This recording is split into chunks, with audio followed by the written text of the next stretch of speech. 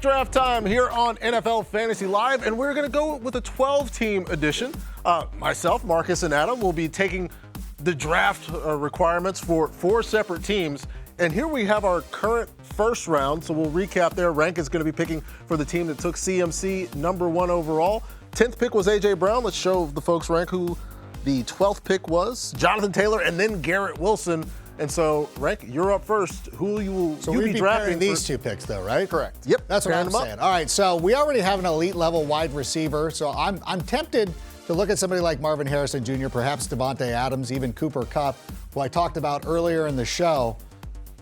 But I'm going to pair him with Jahmyr Gibbs because I think that this is a pretty good opportunity for you to get the elite running back and elite wide receiver. The good news is Jahmyr Gibbs has returned to practice this week. He had the scare with the hamstring issue, but everything seems to be a full go. The only thing that bothers me about Jahmyr Gibbs is that David Montgomery is still going to be in the backfield and still going to be able to siphon off some goal line looks. But overall, when you combine the playmaking ability, the ability to catch the ball out of the backfield, and what he did at the end of last season, I feel very comfortable with Jahmyr Gibbs at the top of the second round.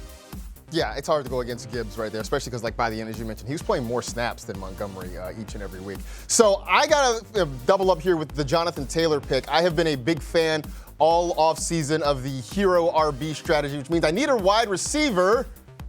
So why not go to the guy at the top of the list, and Puka Nacua. Now, I have had some concerns about taking Puka here, mostly because I still like the value on Cooper Kupp, although that gap is getting smaller between the two of them.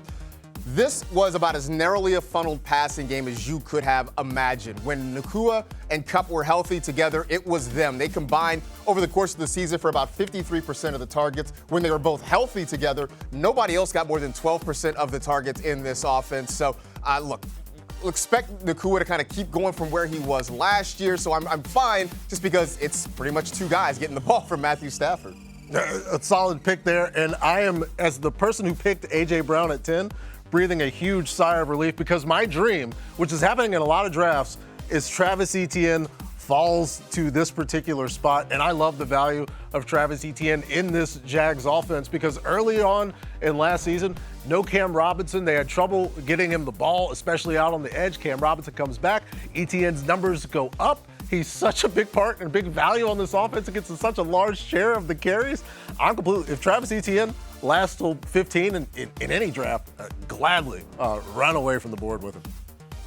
All right, so I'm going to be picking for the team that had Saquon Barkley and his hopeful resurgence this year in Philadelphia.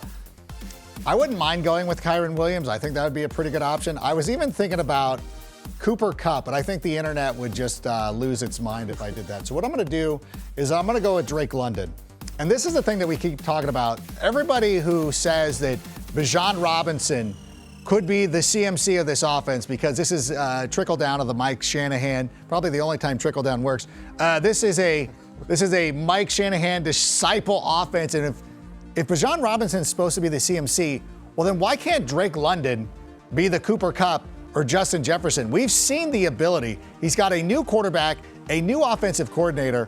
Drake London, to me, should probably be a little bit higher up on the board, but I sit here and I combine him with Saquon Barkley. I think it's one of the safest picks right here, so I love it. All right. Obviously, because I made the pick. It'd be weird, but I already hate it. I'm in. All right, so now I am picking for the team that has Amon-Ra St. Brown, which I love at the number 8 spot. I think that's a solid pick there. And again, I just like making sure I have one really good running back out of the first 2 rounds. So for me, I'm going to go Derrick Henry. And I know in these early spots, these first couple of rounds, when we're talking about running backs, we like guys who catch the football. I mean, you see, whether it's McCaffrey or Robinson or even Jahmyr Gibbs, that's a big part of what they do. That's not part of what Derrick Henry does, but he is that rare running back who is so good at just being a rusher that it sort of makes up for it. And the fact that the Ravens don't use Lamar Jackson as a runner down near the goal line. They will turn and hand it to their back. Now you've got El Tractorcito in that backfield. Double-digit touchdowns certainly, I think, is very likely. I think approaching 20 touchdowns feels very much in the cards for Derrick Henry this year. It does, and I would have loved to have Derrick Henry in that spot because I'm picking for the team that took Jamar Chase in the first round. But we come back, and there he is, a league winner from last year. Kyren Williams is still on the board. And there seems to be this push to be like, okay, well, the Kyron era is done. Oh, Blake Corum's there. And it's over. Congratulations to Blake Corum. A solid career, won a national championship. But Sean McVay will load up somebody with carries in this backfield to the extent that we even thought that the Cam Akers relationship could be made up and repaired multiple times. It never happened. So Kyron Williams is it in this offense. We like the offense. We know they're going to move the ball up and down the field.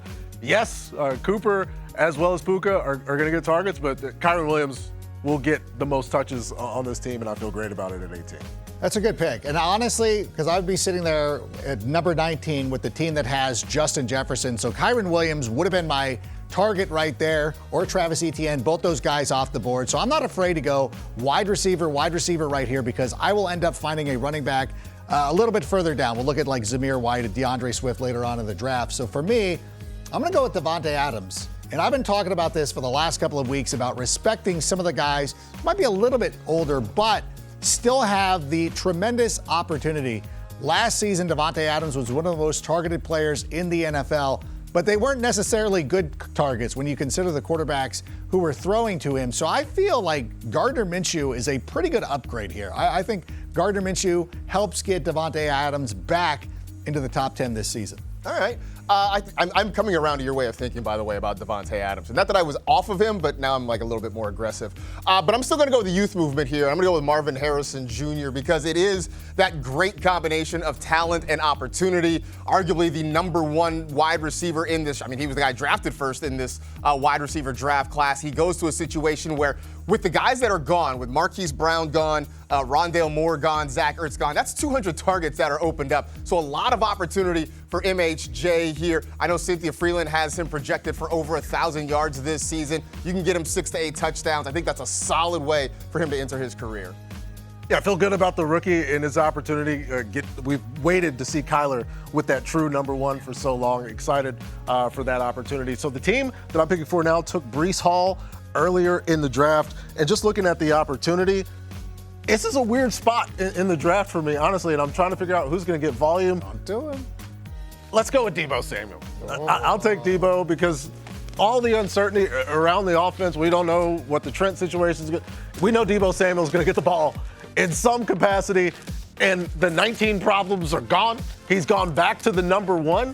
I will hype up the number change. It's going to make Deebo even faster. Doesn't make any sense, but it's fun. It's fun. So I'm going to take Deebo here in this spot. That is fun.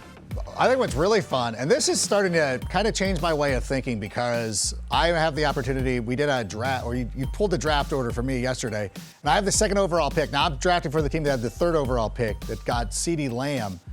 What I would do in this situation, I would let the running backs come back because I feel comfortable with any of those 3 or 4 guys that are going to end up, not you, Josh Jacobs, but other guys.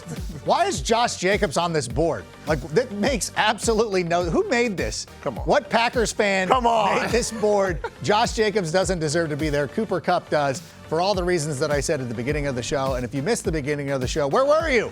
Why don't you record this? Who still watches television live? But again, Cooper Kupp has been continuously disrespected because, he started off slow last year, but he finished so strong. You can't ignore. I do not feel like he dropped off. I feel like he battled through some injuries, and then when he returned, he established himself as the stud that he is. And if you're going to be one of, I know everybody's like, oh, I'd love to get him in the fourth. Yeah, I'd love to get CeeDee Lamb in the fourth. But here's the reality. This is about as far as Cooper Kupp is going to fall in most drafts. Yeah, like I said, that gap between him and Puka is getting closer. It makes sense, but I mean, I harken back to the Halcyon days of July when he was in the third round. You know what? I'm going to go here with a running back, and I'm going to take Isaiah Pacheco. Maybe it's because I spend so much time talking to Michael F. Florio that I've now been Pacheco-pilled at this point. But we want as many pieces of the Chiefs' offense as we can get. And this is a guy that doesn't really have a lot of backfield competition. I mean, I guess unless you believe in the, fifth year breakout for Clyde Edwards-Helaire.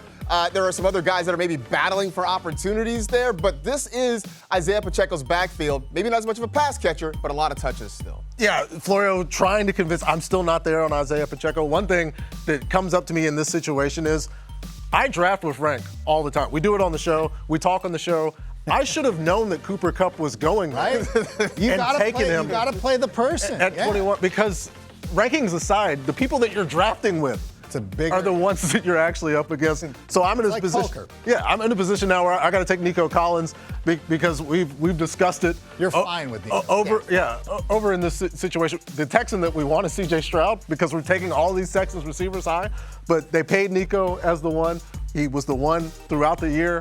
Tank Dell had a great rookie season, but Nico Collins is the Texan that I want. So this is the second round of our 12.